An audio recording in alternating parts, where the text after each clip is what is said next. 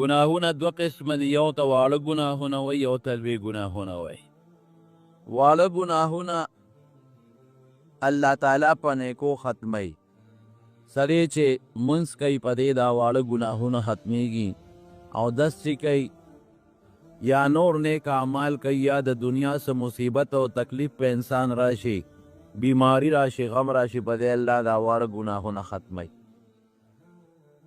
لوی ګناهونه دوه قسمه دي.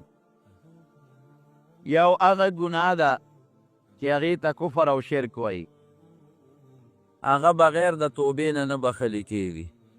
که یو انسان توبه وویسته، یو کافر او یو مشرک، نو الله به ورته کفر او شرک معاف کړي.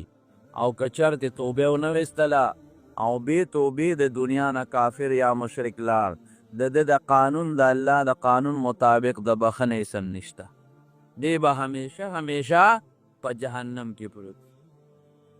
دویم قسم هغه لویه ګناه ده چې د کفر او شرک خو نه ده، د هغې نه لاندې ده. دا بیا دوه قسمه دي. یو هغه دي چې د بنده یا د الله د حق سره تعلق کې، حرام مال دی د بنده قرض پې پورې دی، یا د خدای حق منځونه پې پورې دي نه دي کړی، او یا زکات یې نه دی ورکړی، روجې د رمضان نه دی نیولی، نو دا د الله حقوق او د بنده حقوق دي. دا هم په توبه نه معاف کېږي. دی به دا حقوقو کې ځان له غاړه خلاصوي، د هغه بنده نه به معافي غواړي، یا به خپل قرض ورکوي، یا د چا حرام چې والی دی هغه نه به معافي غواړي، یا به خپل شی ورکوي. او دغه رنګې که منځونه پې پورې دي دی به یې قضا کوي، او که روجې پې پورې دي نو دی به یې نیسي، او یا د هغې د فدیې متعلق احکامات دي. بعضې ګناهونه داسې دي چې کبایر د لوی ګناهونه دي، کفر او شرک خو نه دی، خو د هغې نه لاندې لوی ګناهونه دي. هغه الله پاک په توبه او د بنده او د الله د حق سره تعلق هم نشته. دومره د الله حق تلفي ده چې د الله نافرماني شوې ده.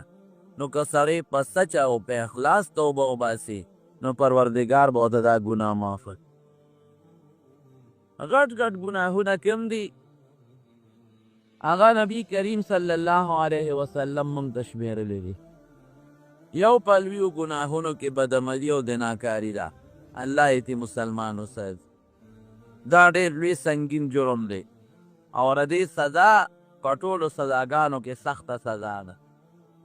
یو هلک او یو جنۍ دا که یو بل سره بدعملي وکړي، خدای دې وساتي، نو که دا واده کړي نه وي نو دورې به وله ورکوي، او که دا واده کړي نو